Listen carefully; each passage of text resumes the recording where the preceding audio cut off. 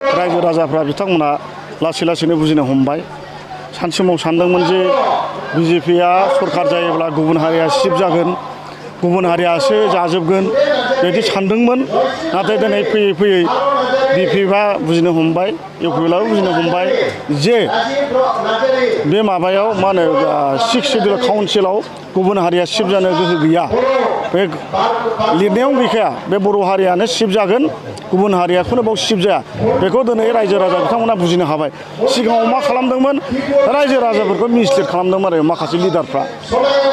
बिजेपिआव मानो हाबनांगौ, बिजेपिआव हाबोबाथ' सरकार जायोब्ला हारसायासो सिब जागोन, गुबुन हारिफ्रासो जाजोबगोन, बेबादि बासनखौ होयै होयै गला खालामनानै दोन्दोंमोन। नाथाय बे गला दिनैहाय बिसोर खालामनो हायाखै, बुजिनो हाबाय।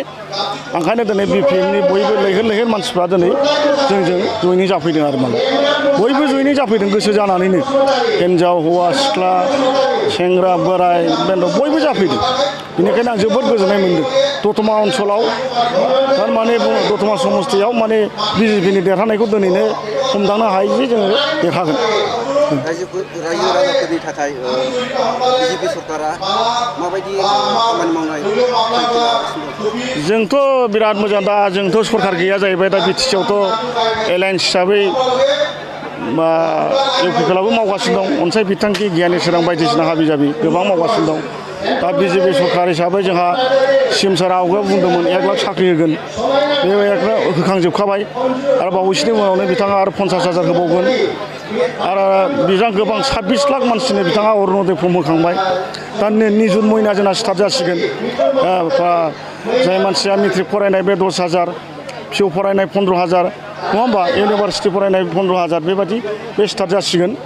बेखौबो लाखाबाय।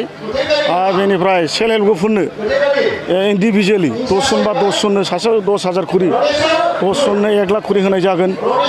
आरो जोंनि सेंग्राफोर 1 लाख फ्रि मोनगोन। दा बेखौ अलरेडि फर्म साबमिट जाजोब्बाय। बावैसोनि उनावनो बेयो सिलेक्सन जागोन आरोखि। बेनो। फैबाय थानाय नैबे 2025 मायथाइयाव बेखौथ' दा बोसोरसे दंबावो। ओरैनो चिफ मिनिस्टारा बुंखाबाय जों इन्डिपेन्डेन्टनो गेलेगोन। जिहेतु वार्ल्ड कापआबोथ' स्ट्रं जानानै थाबाय थानांगोन ना।